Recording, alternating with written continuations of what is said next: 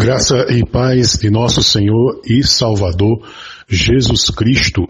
Estamos aqui em mais um estudo na área apologética, área heresiológica, certo? De seitas e heresias, e estamos na aula de número 3 da Adventista do Sétimo Dia, ou Seita Adventista do Sétimo Dia, certo? Bom, para nós começarmos precisamos dar um pano de fundo histórico da sua origem, né, para que possamos entrar nos pontos necessários. Só que hoje nós vamos fazer uma refutação aos pensamentos heréticos da Ellen White, ou Ellen White, certo? A profetisa, como disse no anterior vídeo, ela é o pensamento, a interpretação, né? Ela é o foco, ela é o objetivo, ela é o perfil, ela é a exegese, ela é toda a corporação adventista, certo? Sem a Ellen White, a doutora Ellen White, a adventista é inexistente, porque ela é a sua profetisa primaz, né? Ela é o seu culto, ela é o paganismo deles, ela é a profeta, a revelação, né? E Jesus não é o foco, não é o alvo desta religião sectária. Meus queridos, a Adventista foi fundada oficialmente em 1863, como vocês já devem saber, 21 anos após o movimento milenar, evento ocorrido no ano de 1844. Hoje está entre as principais denominações religiosas do mundo, estando presente em quase todas as nações do globo. O termo adventista refere-se à crença do advento da volta profetizada de Cristo à Terra em 1844. Pasmem. Ou seja, na segunda vinda de Jesus, o termo sétimo dia é uma referência à crença do sétimo dia da semana que Deus estabeleceu para o descanso físico e espiritual do homem. No Adventismo, não guardar esse dia compromete a soteriologia. O que é soteriologia? A doutrina da salvação, ou seja, compromete a salvação da alma do ser humano se não fizer a guarda do sábado. Nos vídeos anteriores eu relato muito bem essa dedicação deles em substituir Jesus Cristo pela guarda do sábado, ou seja, se você não guardar o sábado, você não tem a salvação, ou seja, mais uma coisa, você não guardando o sábado é o Senhor da salvação, na soteriologia, na doutrina da salvação adventista. Ok? Embora o nome adventista do sétimo dia tenha sido escolhido em 1860, a denominação oficialmente foi organizada em 21 de maio de 1863, quando o movimento já se compunha de cerca de 125 igrejas e 3.500 membros. Esses membros oriundos dos crentes na falsa profecia de Miller, né, da volta literal de Cristo à Terra. William Miller, um agricultor, converteu-se à Igreja Batista e começou a estudar intensamente a Bíblia, utilizando uma Bíblia e um material de estudo de textos bíblicos conhecido como Concordância de Cruden. Concluiu que o santuário descrito na profecia de Daniel 8, capítulo 8, verso 14, referia-se à terra e à purificação do mesmo ao retorno de Jesus, fazendo uso de um método de interpretação de profecias bíblicas conhecido como princípio, dia, ano. Concluiu que as 23 tardes e manhãs referidas iniciavam-se em 457 a.C. e se cumpriam entre março de 1843 e março de 1844. Como o fato não ocorreu, ou seja, Jesus não teve essa volta calculada pelo Miller, né, o herege Miller da época, que em dado tempo ficou tomado por essa heresia, a volta de Jesus, que não houve nessa data e hora e esse momento que eles marcaram, o movimento tornou-se desacreditado e até hoje esse fato é vergonha para a igreja adventista, né? Eles precisam corrigir isso, certo? Samuel S. Snow, ministro protestante millerista, né, que esse movimento é millerista, né, concluiu que a purificação do santuário descrita na profecia ocorria de acordo com o calendário judaico dos Caraítas em 22 de outubro de 1844. Pasme. Isso deu vida nova ao engodo, né, a heresia. Mais tarde, nada aconteceu nesse dia, todavia aqui surge outro personagem para transformar outra heresia, outro engodo em verdade. Há alguém que diz assim, né, diz que uma mentira contada muitas vezes e acreditada milhares de vezes na mentira, ela se torna uma verdade. A adventista é boa nisso, né, meus queridos? Ela mente muito sobre essa questão da Ellen White, que é o nosso foco hoje aqui, certo? E essa mentira se tornou verdade no meio deles, só que Deus não é uma inverdade. Deus é a verdade. E Deus confronta a mentira, que muitas vezes é usada em nome dele, com a verdade dele. Ok? Então, outro personagem, o William Edson, para fugir da alegação de falsos profetas, ou seja, quando eles fugiram de que foram acusados de falsos profetas pelo fato de Cristo não ter voltado no dia e na hora que eles estavam marcando, com a má interpretação do texto de Daniel 8, verso 14, né? Desde que eles anunciaram a segunda vinda de Jesus, a terra a tal não se deu, né? Arrumou uma escapadela, ou seja, uma escapatória, visualizou a segunda vinda de Jesus, que teria, na verdade, saído do primeiro compartimento do santuário celestial. Quer dizer, eles têm uma heresia nesse negócio de santuário celestial, como se fosse um compartimento, o primeiro bloco, né, uma heresia.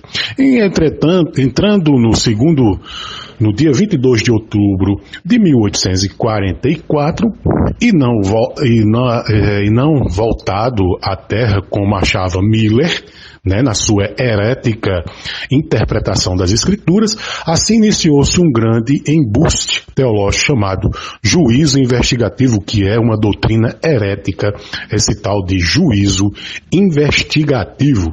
Enquanto a maioria dos milleristas acabaram por desanimar, vários grupos continuaram estudando a Bíblia e constataram, como visionou Hiram Edson, que a profecia não tratava da volta de Cristo, pasmem, é uma piada, né? Parece uma brincadeira de mau gosto, né?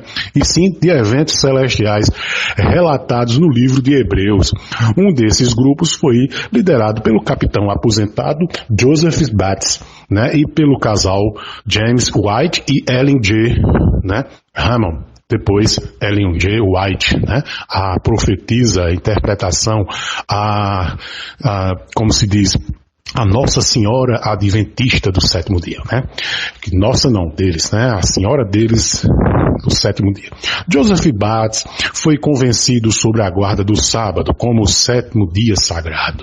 Através de contato com os batistas do sétimo dia, olha, veja, os batistas também guardadores, né? Sabatistas de sábado, através de Raquel Wax, Bates organizou conferências sabatistas em New Hampshire, e a partir de 1846, né? Em 1844, Ellen G. White teve sua primeira visão.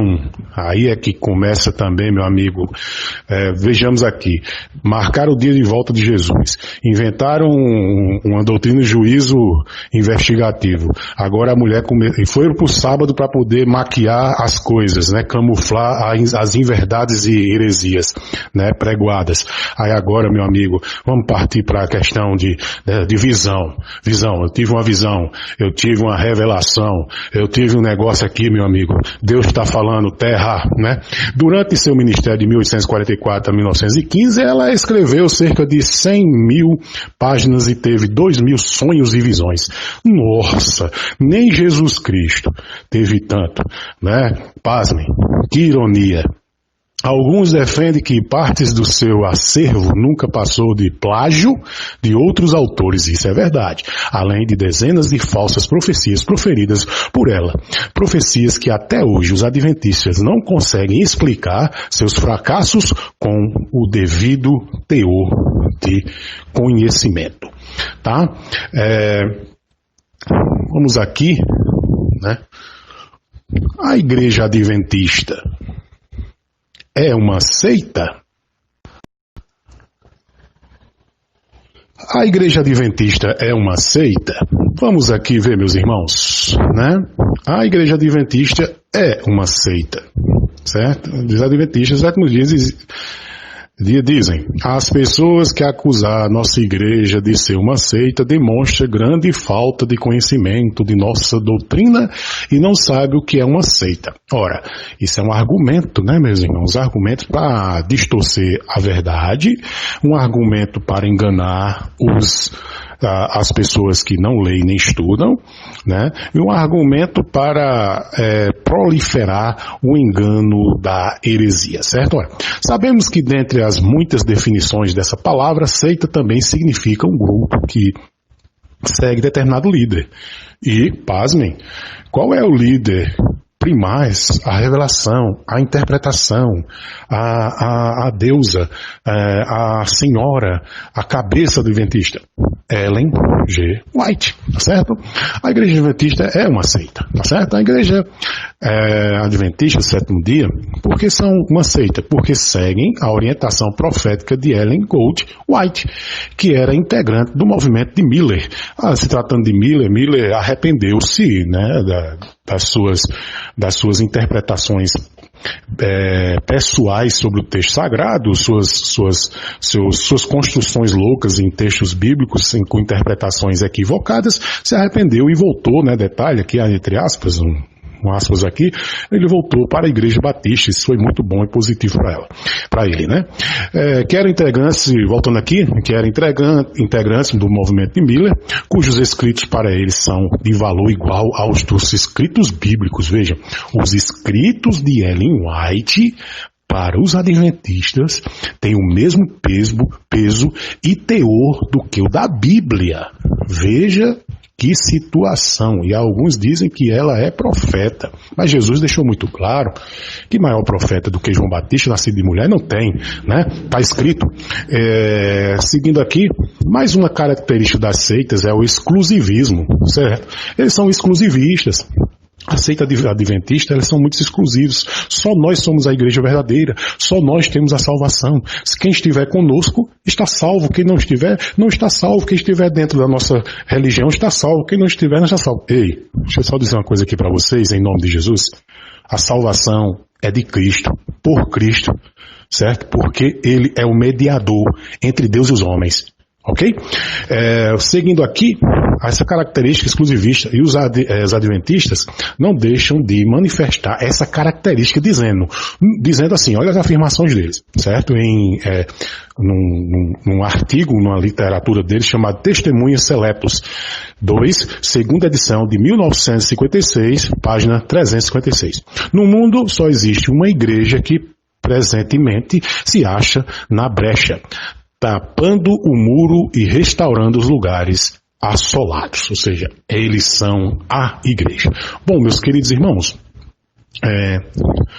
para terminar aqui essa segunda parte, como identificar se a Igreja Adventista Sétimo Dia é uma seita?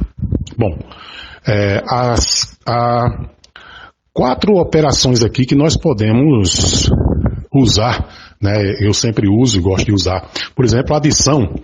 Os adventistas dão aos escritos de Ellen White a mesma autoridade dos escritores da Bíblia, ou seja, adição, eles adicionam, eles somam, eles aumentam a escritura sagrada, certo? A Bíblia, os escritos de Ellen White são heresia, ninguém pode aumentar, somar, acrescentar tais revelações de Ellen White. Você está entendendo? Não podemos fazer isso. Isso é uma heresia. Ninguém pode fazer isso. Está errado, meus irmãos. Por isso que torna eles uma seita, né?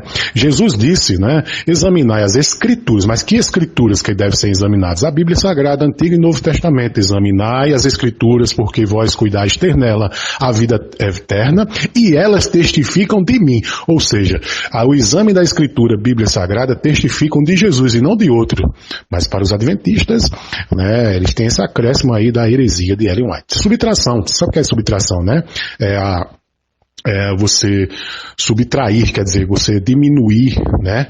Os adventistas subtraem da pessoa de Jesus Cristo a sua natureza humana imaculada, olha só, ensinando que ele tem natureza pecaminosa. Que blasfêmia, eles são blasfemos, afirmando que Jesus tem natureza pecaminosa e o declaram com toda relação à sua natureza divina, a posição rebaixada do arcanjo Miguel. O fato deles dizerem que Jesus é o arcanjo Miguel os torna uma heresia mortal, uma heresia de perdição da alma do ser humano. Porque ao afirmar que Jesus é um arcanjo, né, da origem das criaturas angelicais, eles estão dando a Jesus a natureza pecaminosa também, né, rebaixando Jesus. Agora, como que você pode afirmar um negócio desse se Jesus é o próprio Deus, o Filho de Deus, 100% homem, 100% Deus, né? Jesus não pecou. A multiplicação, afirmam os adventistas, crê na obra da redenção realizada por Jesus Cristo, mas a declaram incompleta. Ensinam que a guarda do sábado, como repetindo, que já falei em outros vídeos, é só você verificar, que você vai observar isso, a guarda do sábado implica em salvação e que os benefícios da obra de Cristo só nos serão imputados caso estejamos vivendo em harmonia com a lei. Eles colocam a lei acima de Cristo. Na verdade, Jesus é o cumprimento da lei, Jesus é a graça, Jesus é o caminho da salvação. João 14,6, eu sou o caminho, a verdade e a vida. E ninguém vem ao Pai senão por mim. Jesus não botou lei, botou ele como o caminho da verdade, né? E que no caso guarda do sábado a harmonia que tem para ter a salvação. Se você não guardar o sábado, você não tem salvação. Isso pregam os adventistas, mas a Bíblia não diz isso. A Bíblia diz que o caminho da salvação é Jesus Cristo. Divisão. Colocam os adventistas a fidelidade de Deus condicionada à fidelidade à igreja adventista do sétimo dia, ou seja, eles colocam a religião deles no mesmo grau, no mesmo patamar, no mesmo pé de igualdade com o próprio Deus. Isso é uma blasfêmia, isso é uma heresia de perdição. Como a igreja remanescente, acrescentando que nessa divisão, né, que eles dividem a Bíblia, né, que no mundo só existe uma igreja que presentemente está tapando as brechas e restaurando os lugares assolados. Mais uma vez, repetindo aqui essa heresia deles, que colocam a igreja deles como um Deus, né, a ser, certo, a ser em pé de igualdade com o Deus Todo-Poderoso, com a Trindade, né? Quero aqui, meus irmãos, porque nós vamos entrar agora nas refutações aos termos, às revelações e palavras de Ellen White, certo? Eu quero deixar um texto aqui sagrado em Deuteronômio 18, versos de 20 a 22, para que você possa ler e analisar, certo? Se tais revelações após nós, tais frases, tais palavras, tais doutrinas, tais visões que ela teve, né, e tais conselhos, se realmente vem de um profeta genuinamente bíblico, né? Porque senão, então, você que está nesse meio está em apuros. Você está em apuros, porque você precisa correr para Jesus Cristo, o Senhor dos senhores e Rei dos reis, ok? Deuteronômio 18, versos de 20 a 22 diz: mas o profeta que ousar falar em meu nome alguma coisa que não lhe ordenei, ou que falar em nome de outros deuses, terá que ser morto. Olha como era a lei, veja aí. Teria que ser morto, né? A pessoa que falasse falsamente em nome de Deus. É aquela questão que eu estava dizendo. Tem gente que fala em nome de Deus, mas fala falsamente. Tem gente que usa o nome de Deus, mas para mentir, né? Seguindo aqui o texto, Diz, mas talvez vocês se perguntem, como saberemos se uma mensagem não vem do Senhor? Se o que o profeta proclamar em nome do Senhor não acontecer nem se cumprir, essa mensagem não vem do Senhor. Aquele profeta falou com presunção, não tenha medo dele. Ou seja, o falso profeta não é para que a gente tenha medo dele, porque ele é falso, ou seja, ele não é de Deus, tá bom? Entendamos aqui, quero deixar mais um texto aqui para reflexão, mas com base nas refutações que faremos aos pensamentos principais dessa falsa profeta, a Ellen White, dos Adventistas do Sétimo Dia. Deixarei esse texto aqui também para reflexão, que está em Mateus 7, de 15 a 20. Diz assim, cuidado com os falsos profetas. Ele vem a vocês vestidos de peles de ovelhas, mas por dentro são lobos devoradores. Vocês o reconhecerão por seus frutos. Pode alguém colher uvas de um espinheiro, ou figos de ervas daninhas? Semelhantemente, toda árvore boa dá frutos bons, mas a árvore ruim dá frutos ruins. A árvore boa não pode dar frutos ruins, nem a árvore ruim pode dar frutos bons. Toda árvore que não produz bons frutos é cortada e lançada ao fogo. Assim, pelos seus frutos, vocês o reconhecerão. Ou seja, Jesus, resumindo aqui, Jesus quis dizer o seguinte, se o tal profeta é árvore ruim, com frutos podres, com frutos ruins, vai ser cortado e lançado no fogo do inferno, meu amigo. É isso que Jesus está dizendo aqui, é a palavra de nosso Senhor Jesus Cristo, tá? Tá bom? Partamos aqui para agora os pensamentos heréticos de Ellen G. White, a Senhora dos Adventistas, né? A Nossa Senhora dos Adventistas, a Santa dos Adventistas, o culto dos Adventistas, o centro dos Adventistas, a pregação dos Adventistas, a interpretação dos Adventistas, a hermenêutica dos Adventistas, a exegese dos Adventistas, a teologia dos Adventistas, a doutrina dos Adventistas é Ellen White, não é Jesus Cristo, tá bom? Bom, só para nós darmos aqui um fundamento sobre a existência dela, Ellen White nasceu em 1827 e viveu até 1915. Um dos membros fundadores da Igreja Adventista do Sétimo Dia alegou receber comunicações da parte de Deus através de visões. Cuidado com revelações e visões, meus irmãos, porque não existe e nem existirá maior revelação do que a Bíblia Sagrada. Está tudo lá. É só você ir a Apocalipse e ver outras profecias concernentes ao que Jesus falou sobre os últimos dias. Isso é perigoso, tá bom? Sonhos também, cuidado com sonhos. As pessoas têm uma mística e uma crença com sonhos que se a gente der muito crédito a sonhos, podemos fazer muitas besteiras ou até mesmo criar muitos problemas, tá? E ela disse também que teve visitantes angelicais, né? Ela disse que conversou com anjos, né? Os adventistas continuam, né, a afirmar que Ellen White era uma verdadeira profetisa. Eu quero lembrar que João Batista diz a palavra de Deus, maior profeta não há como João Batista. Jesus foi quem afirmou. Quem é Jesus? Deus. Quem é Jesus? O Cristo. Quem é Jesus? Morreu na cruz. Quem é Jesus? O que ressuscitou dos mortos. Quem é Jesus? O que foi assunto ao céu, ascendeu-se ao céu, subiu ao céu, né? Está à direita de Deus Todo-Poderoso, Deus, né? Senhor Jesus Cristo. Ele é Deus e eles estão dizendo, o próprio Jesus afirmou, esse Jesus que estou apresentando a vocês disse que maior profeta não há do que João Batista nascido de mulher. Você está entendendo?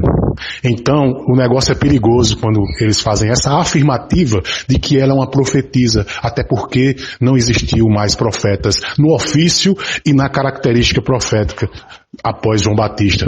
Após João Batista ter sido decapitado a sua cabeça e pedido numa bandeja, não existe mais o ofício oficial de profeta. Existe o dom profético que é outra coisa, a pregação do evangelho, o anúncio, o sermão, a exposição da Bíblia, mas o dom profético ofício, o título, né, oficial de profeta, terminou em João Batista, tá bom? E eles geralmente se referem a ela como mensageira do Senhor, a igreja. Nossa, eu fico imaginando aqui, meus irmãos, esse negócio, que é perigoso. Que esse negócio é perigoso. Você imagina num culto deles lá, de repente apresentasse um anjo transfigurado, né, um anjo caído, um demônio transfigurado em Ellen White. Eles vão se ajoelhar, meu irmão. Eles vão adorar, entendeu? E é porque o apóstolo Paulo nos deixou muito claro, pela palavra de Deus, o apóstolo Paulo nos deixou muito claro que Satanás tem o poder de se transformar em anjo de luz. Então nós devemos ter cuidado com isso, porque a Bíblia Sagrada nos adverte. Então, imagine, para ele se transformar em Ellen White e todo mundo ali se prostrar e adorar ele, é rapidinho. Mas vamos entrar aqui nas vias de fato, nos pontos que são necessários à verdade para ser refutados, tá bom? Primeira coisa que, vamos ver aqui digamos assim, os besterols que essa mulher disse e que eles vivem até hoje a acreditar nisso. Ellen G. White predisse, ela fez uma predição, que a Inglaterra declararia guerra contra os Estados Unidos. Sua profecia com relação à Inglaterra dizia respeito à guerra civil americana e não se cumpriu, né? Isso está escrito na literatura chamada Testemunhos para a Igreja, volume 1, página 259. Ela mentiu, ou seja, não se cumpriu. Ela disse que isso ia acontecer, não se cumpriu. O que é que Deus disse lá em Deuteronômio? Se o profeta falar para vocês alguma coisa que não é verdade, que é uma mentira em meu nome, tal, deve ser morto. Imagina aí. Isso é uma mentira que ela disse. Segunda mentira. Prediz que Jerusalém jamais seria reconstruída. A cidade de Jerusalém foi reconstruída e Israel voltou a existir como país. Ela disse isso na literatura dele chamada Primeiros Escritos, página 75. Ellen G. White mentiu. Terceira mentira, terceiro equívoco. Baseando-se equivocadamente em outros autores, tá vendo? Predisse que a Turquia deixaria de existir. A Turquia continua a existir e atualmente não parece haver possibilidades de que venha a deixar de ser um país tão cedo. Vê em Josiah Licht, The Rise and Progress of Adventist. Essas são as literaturas, certo? Em Adventist Shield and Review, maio de 1844, página 92, citado em Seventh Day Adventist Bible Students, certo? Sussex Book, página 513, certo? E também em Adventist Enciclopédia, volume 11, página 51 e 52, está essa heresia, essa mentira, em que a Turquia nunca deixou de existir, até hoje está lá a Turquia existente, tá?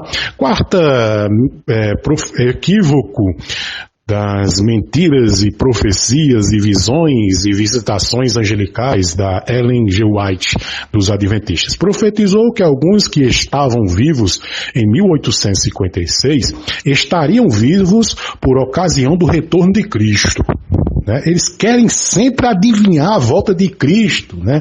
Querem sempre. E Jesus disse que nem o Pai, só o Pai sabe, né, o dia e a hora de voltar, né? Eu falei no vídeo anterior, dê uma olhadinha lá que você vai ver. Está na literatura o testemunho de Jesus deles, página 108. Ela se referia às pessoas que estavam presentes em uma reunião da igreja adventista e por já haverem morrido todos, essa profecia também não se cumpriu, ou seja, as pessoas que ela estava se referindo morreram. Ela mentiu, ou seja, né? Que triste. Continuando aqui, meus irmãos, quinta afirmativa mentirosa, afirmou em 1850 que Cristo retornaria em poucos meses. Né? Voltaria em poucos meses. Isso está escrito na literatura deles, Primeiros Escritos, páginas 58, 64, 67. Ela mentiu. Vamos aqui ao sexto ponto. Afirmou que a guerra civil americana era um sinal de que Cristo iria logo retornar. Isso está na literatura de Testimonies of the Church, né? Página, ela botou lá, tem a página 1, né? Capítulo 1, né? 266, a página lá dessa literatura. A Guerra Civil Americana terminou em 1865 e Jesus não voltou. Jesus continua lá, o dia e a hora só ele sabe o dia de voltar, porque ele agora está sentado à direita de Deus. Ela mentiu. Sétima mentira Ellen G. White, profetizou que Cristo voltaria antes da escravidão a ser abolida. Nossa, essa mulher errou demais, pelo amor de Deus. Ela mentiu demais. Sempre tentando adivinhar. Esse é o problema do falso profeta. O falso profeta tem esse negócio de querer adivinhar as coisas, né? Porque a Bíblia não é adivinhação, né? Nem mais novas revelações, porque tudo já está revelado até Apocalipse. Então, ela sempre tentando, né? Sempre tentando ali adivinhar a volta de Cristo. Profetizou que Cristo voltaria antes da escravidão ser abolida. Isso está na literatura Yarley Wittings, página 35. Ela mentiu. 8. Oitava mentira. Profetizou que a escravidão seria restabelecida nos estados do sul dos Estados Unidos. Spalding, literatura Spalding, Magan Collection, página 21, 153 e página 300. O contexto da sua declaração era também por ocasião da Guerra Civil Americana e não profecia, e essa profecia não se cumpriu, ou seja, no contexto que ela estava nos conflitos ali americanos, nas guerras civis, ela tentou aproveitar-se daquele momento para tentar adivinhar todas as coisas, né, para poder se ratificar e se promover como uma profeta, mas mentiu, né. 9, ela disse: a terra será despovoada se Jesus demorar a voltar. Olha só, ela estava inquieta, ansiosa. Se Jesus não voltar, a terra vai ser despovoada, meu amigo. Não vai existir mais ninguém. Que triste. Ela se equivocou. Está na literatura Testemunho, né? 8, página 94, certo? Está isso aí, certo? Entre outras literaturas, em Spiritual Gifts, capítulo 3 e 4, Batley, Creek, Steam Press, em 1864. Tá certo? São essas as literaturas que estão grifadas tais mentiras heréticas, tá bom? 10, predisse que os senhores dos escravos, ela gostava de mexer com os pobres dos escravos, rapaz. Predisse que os senhores dos escravos dos seus dias experimentariam as 7 últimas pragas descritas no livro do Apocalipse. Isso está na literatura Yarley Wittings, página 276. Nossa, que ela tinha um negócio contra os pobres dos escravos, meu irmão. Que coisa terrível, né? Essa coisa do arianismo, né? Essa coisa da supremacia branca, onde Deus não tem, né? Esses posicionamentos, muito pelo contrário, né? Olha o que a palavra de Deus diz em Gálatas 3:28. Não há judeu nem grego, escravo nem livre, homem nem mulher, pois todos são em Cristo Jesus, são um em Cristo Jesus. Vou repetir, olha. Não há judeu nem grego, nem escravo nem livre, homem nem mulher, pois todos são um em Cristo Jesus. Gálatas 3:18. Equívoco. Esse posicionamento dela contra os negros escravos, né, de sua época contemporânea. 11ª mentira, equívoco herético da Ellen Gold White, né, o culto, a interpretação, a exegese, a hermenêutica, a cabeça dos adventistas, profetizou que estaria viva quando Jesus regressasse. Nossa! Ela estaria viva no regresso de Jesus. Isso está na literatura Yarley Wittings, páginas com os capítulos, páginas de 15 a 16, certo?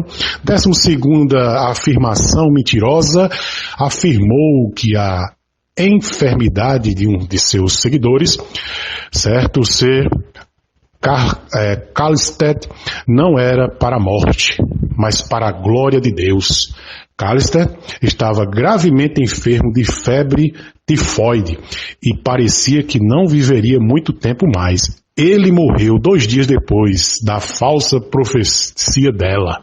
Charles Lee Tring, onde está gravado essa literatura, Important Question for Seventh-day Adventist to Consider. Claro que, como qualquer religião, os adventistas contestarão sem bases bíblicas as falácias profetadas dessa profeta da mentira, né?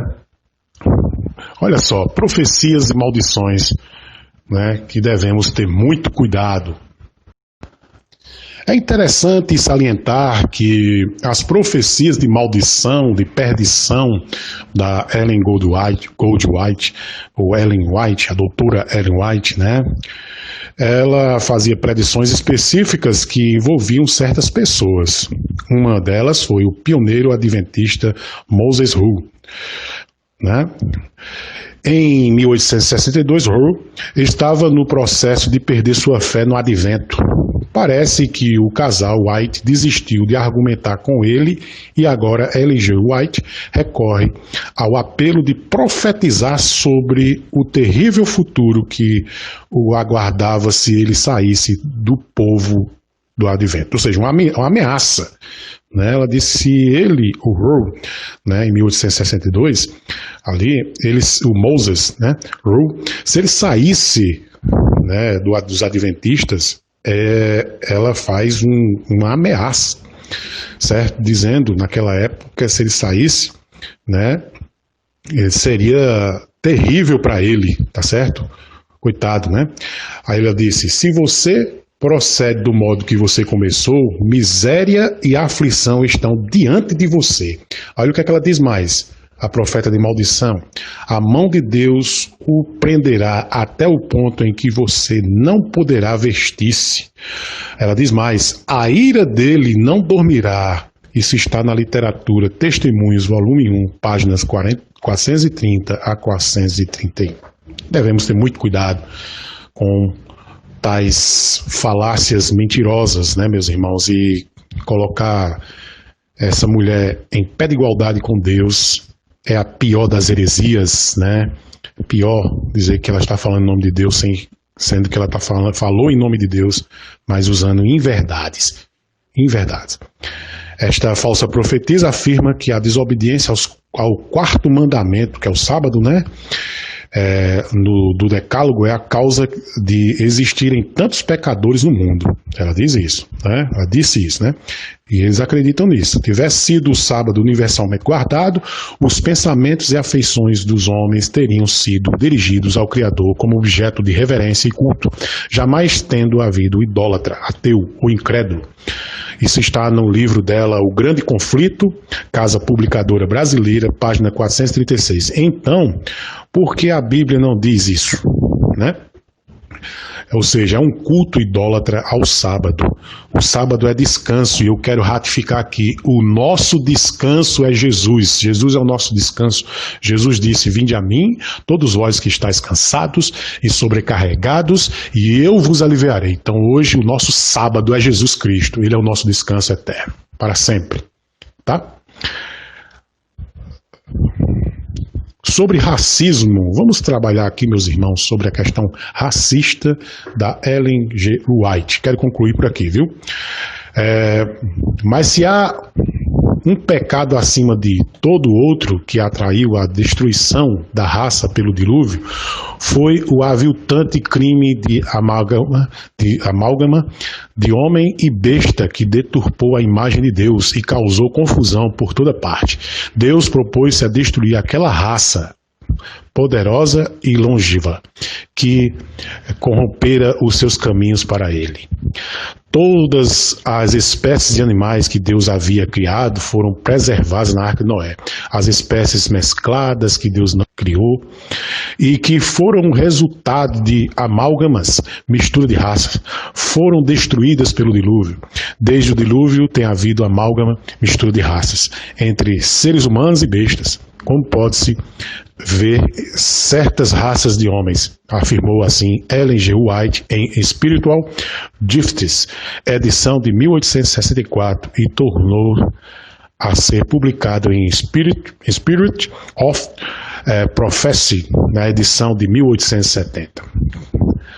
Conselhos quanto Olha, eu vejo o posicionamento dela racista, racial. Ela acha que seres humanos não podem se misturar. Essa é a questão. Conselhos quanto ao casamento de brancos com negros. Veja as falas dela. Que tristeza, que heresia. Quero voltar aqui ao texto sagrado, que a palavra de Deus diz: não há judeu nem grego, escravo nem livre, homem nem mulher, pois todos são um em Cristo Jesus. Gálatas 3,18. E quero apenas acrescentar esse de Tiago, aqui, 2, de 8 a 9. Se vocês de fato obedecerem à lei do reino encontrado na Escritura, que diz: ame o seu próximo como a si mesmo, estarão agindo corretamente. Mas se tratarem os outros com parcialidade, estarão cometendo pecado e serão condenados pela lei como transgressores, entendeu? Se você está tratando as pessoas com parcialidade, com diferenças, né? Principalmente em questões raciais, certo? Como ela fez aqui, até mesmo no casamento, que ela acha que não deveria casar-se branco com negros, certo? Eles vão receber a punição da lei, meus queridos, entendeu? Isso está na página 343, certo? De conselhos quanto ao casamento de brancos e negros. Olha o que ela disse: somos uma irmandade. Não importa qual o ganho ou a perda, temos de agir nobre e corajosamente à vista de Deus e de nosso Salvador. Que nós, como cristãos que aceitam o princípio de que todas as pessoas, brancas e negras, são livres e iguais, adotemos este princípio e não sejamos covardes, preste atenção, em face do mundo e em face dos seres celestiais. Olha, muito espirituosa, né? Devemos tratar as pessoas não brancas, preste atenção, não brancas, com o mesmíssimo respeito com que tratamos as brancas. E podemos agora, por preceito e pelo exemplo, ganhar outros para o mesmo procedimento. Ela segue dizendo: mas há uma objeção ao casamento de brancos e negros. Olha que tristeza. Todos devem considerar que não têm o direito de trazer a sua prole aqui que a coloque em desvantagem. Não têm o direito de lhe dar como patrimônio hereditário uma condição que a sujeitaria a uma vida de humilhação os filhos destes. Nossa, está dizendo aqui que tiver casamento entre brancos e negros, os filhos destes vão sofrer nessa época. Página 344. Na mensagem 2 deles, né? Casamentos mistos têm um sentimento de amargura para com os pais de que lhes deram essa herança para toda a vida. Por essa razão, caso não houvesse outras, não deveria haver casamentos entre brancos e negros. Isso está na literatura deles. Manuscrito 7, de 1896, resposta a uma pergunta, certo? Sanatório, Califórnia, 7 de agosto de 1912, prezado amigo, ela diz. Em resposta às indagações, ela está respondendo a pergunta, né, quanto à conveniência de casamento entre jovens cristãos, brancos e negros, direi que nos princípios de minha obra, essa pergunta me foi representada. E o estabelecimento que me foi dado da parte do Senhor foi que esse passo não deveria ser dado, pois é certo criar discussão e confusão. Tenho tido sempre o mesmo conselho a dar. Nenhuma animação deve ser dada a casamento dessa espécie entre nosso povo. Olha só que coisa. Que o irmão negro se case com a irmã negra, que seja digna, que ame a Deus e guarde os seus mandamentos. Que a irmã branca que pensa em unir-se em casamento a um irmão negro se recuse a dar tal passo, pois o Senhor não está dirigindo nessa direção. O tempo é demasiado precioso para ser perdido no conflito que surgirá em torno desse assunto. Não se permita que questões dessa espécie afastem nossos pastores de seu trabalho. O dar tal passo criará confusão e embaraço. Não será para o avanço da obra ou da glória de Deus. Carta 36, de 1912. O Senhor considera com compaixão as criaturas por ele criadas, não importa a que raça pertença. Deus de um só fez toda a raça humana para habilitar sobre toda a face da terra. Falando a seus discípulos, disse o Salvador: vós todos sois irmãos. Deus é nosso Pai comum e cada um de nós é guarda de seu irmão. Review and Herald, 21 de janeiro de 1896. Texto extraído do livro Mensagens Escolhidas, volume 2, páginas 343 344. Para terminar, irmãos, que o assunto aqui já está né, bem desgastado, já percebemos o racismo, né, em tais indagações da falsa profetisa Ellen White. Ela diz assim sobre os negros não devem ocupar cargos de liderança. Preste bem atenção. Oportunidades estão sempre aparecendo nos estados do Sul e muitos homens de cor são chamados ao trabalho, mas por muitas razões, os brancos devem ser escolhidos como líderes. Todos nós somos membros de um corpo que é completo, unicamente em Jesus Cristo, que vai elevar seu povo, o pecado degradou, e então serão colocados onde devem ser reconhecidos nas cortes celestiais como trabalhadores junto a Deus. Testemunhas, é a literatura, certo? Of the Church, volume 9, página 202. No céu, olha só o que ela diz sobre o céu. No céu, todos serão brancos. Bom, veja aí o nível de arianismo, né, de supremacia branca que existia na mentalidade da falsa profetisa da adventista. Ela disse, vocês são filhos de Deus.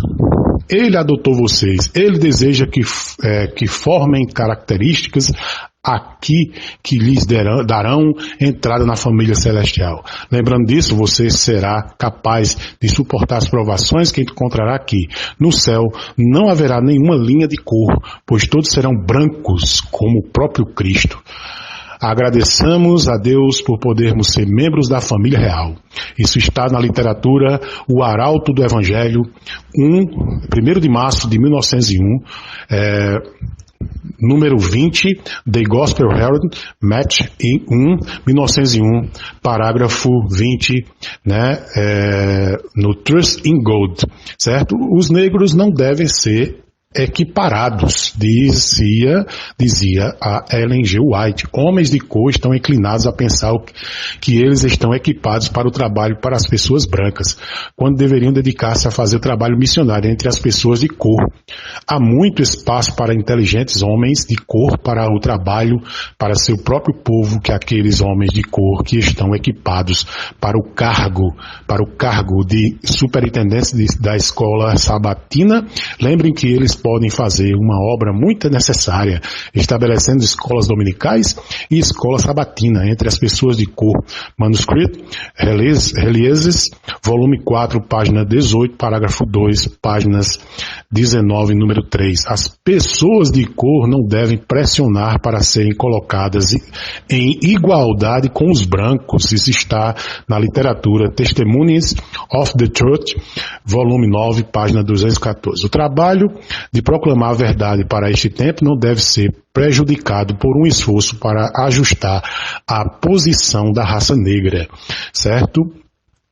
A última aqui que eu quero terminar aqui é com a estranha declaração sobre Adão. Nossa imagem, ela usa no texto de Gênesis 1:26, ao sair Adão das mãos do Criador, era de nobre estatura e perfeita simetria. Tinha mais de 2 vezes o tamanho dos homens que hoje vivem sobre a terra. E era bem proporcionado. Suas formas eram perfeitas e cheias de beleza. Sua cutis não era branca ou pálida, mas rosada, reluzindo com a rica coloração da saúde. Eva não era tão alta quanto Adão.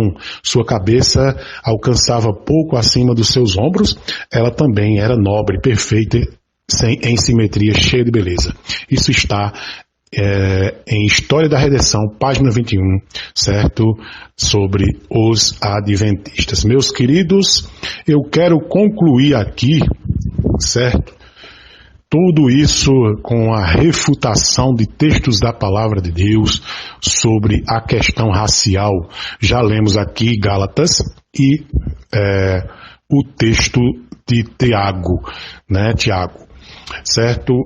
Essas declarações aqui, por exemplo, do apóstolo Paulo em Gálatas 3:28, não há judeu nem grego, escravo nem livre, homem nem mulher, pois todos são um em Cristo Jesus, mostra que a ideia apostólica, né, a ideia de Cristo, a sua doutrina não fazia distinção de cor e raça, nem aqui e muito menos no céu, como advertia a heresia de Ellen White.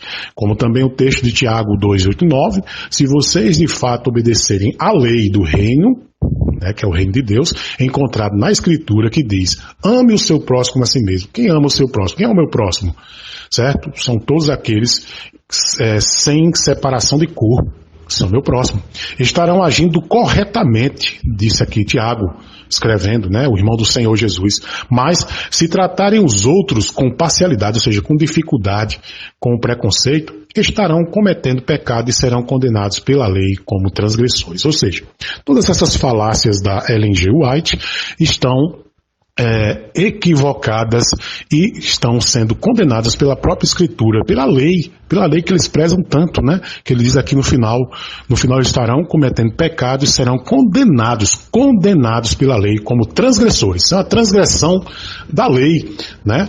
Claro que a lei, agora, né, nós vivemos a lei da graça, que não anula a lei, né, o decálogo, mas a graça, na verdade, traz para nós uma reflexão mais profunda, certo, sobre a lei. Por exemplo, quando o homem queria dar o divórcio à mulher, ele por qualquer motivo dava. Jesus disse que aquele que pelo menos intentar no seu coração, no seu pensamento, a mulher já está em adultério. Então, a graça não aliviou a lei. Na verdade, ela pesou mais a profundidade da lei, que agora é nos corações. Ou seja, Deus está a observar o coração do homem. E nesse sentido aqui, imagine ela com todo esse racismo, né, com toda essa questão que ela colocou aí sobre essa distinção entre negros e brancos em sua época. Então, ela transgrediu a lei, certo? Trouxe condenação sobre as suas crenças, profecias e heresias, ok? Então, que Deus abençoe a todos. Quero nesse momento orar por vocês e que Deus abençoe. Espero que abram os olhos e que hajam com radicalidade, abandonando toda esta heresia em nome de Jesus. Obrigado, Deus, por esse tempo.